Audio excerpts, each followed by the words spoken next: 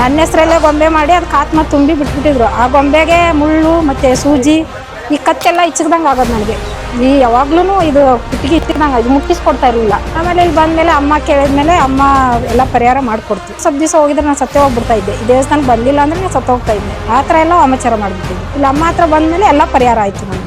100ಕ್ಕೆ 100 ಸತ್ಯ ಸರ್, 100ಕ್ಕೆ 100. ಅದರಲ್ಲಿ ಪವರ್ ಇದೆ, ಏನಿದ್ರು ತ್ರಿಶೂಲದಲ್ಲೇ ಪವರು. ಅದರಲ್ಲೇ ಅಮ್ಮ ಅದರಲ್ಲೇ ಬಂದು ಅದ್ರ ಮುಖಾಂತರನೇ ತೋರಿಸ್ಕೊಡೋದು. ತ್ರಿಶೂಲ ಹಿಡ್ಕೊಂಡ್ರೆ ನೀವು ಪಿಕ್ಚರ್ ನೋಡ್ದಂಗೆ ನಿಮ್ಮ ಮನೆ ಸಮಸ್ಯೆನ ಎಲ್ಲೆಲ್ಲಿ ಊತ ಹಾಕಿದ್ದಾರೆ, ಎಲ್ಲಿ ಮುಚ್ಚಾಕಿದ್ದಾರೆ, ಬೀರುವ ಬಟ್ಟೆ ಎಲ್ಲೆಲ್ಲೋ ಮುಚ್ಚಾಕಿರ್ತಾರೆ, ಸ್ಮಶಾನದಲ್ಲಿ ಮುಚ್ಚಾಕಿರ್ತಾರೆ, 3 ದಾರಿಯಲ್ಲಿ ಮುಚ್ಚಾಕಿರ್ತಾರೆ.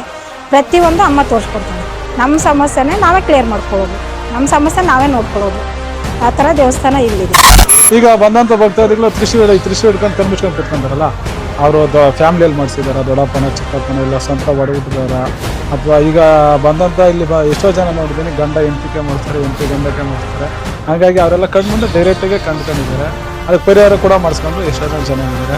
ಅಥವಾ ಅವ್ರ ಆಫೀಸಲ್ಲಿ ಇರ್ಬೋದು, ಅಥವಾ ಸ್ನೇಹಿತರು ಇರ್ಬೋದು, ಯಾರೇ ಆದ್ರೂ ತ್ರಿಶೂಲ ಹಿಡ್ಕೊಂಡು ಬೆಳಕು ಬಂದಾಗ ಅವ್ರ ಕಣ್ಮುಂದೆ ಡೈರೆಕ್ಟಾಗಿ ಮಾಡಿಸಿರೋದು ಸಮೇತ ಕಾಣಿಸುತ್ತೆ. ಯಾವ್ಯಾವ ಐಟಮ್ ಹಾಕಿದ್ದಾರೆ, ಅಂಜಿ ಬಲಿ ಕೊಟ್ಟಿದ್ದಾರೆ, ಕೋಳಿ ಕೊಟ್ಟಿದ್ದಾರೆ, ಯಾವ ರೀತಿ ಮಾಡಿಸಿದ್ದಾರೆ ಅಂತ ಅವ್ರ ಕಣ್ಮುಂದೆ ಡೈರೆಕ್ಟಾಗಿ ಕಾಣಿಸುತ್ತೆ.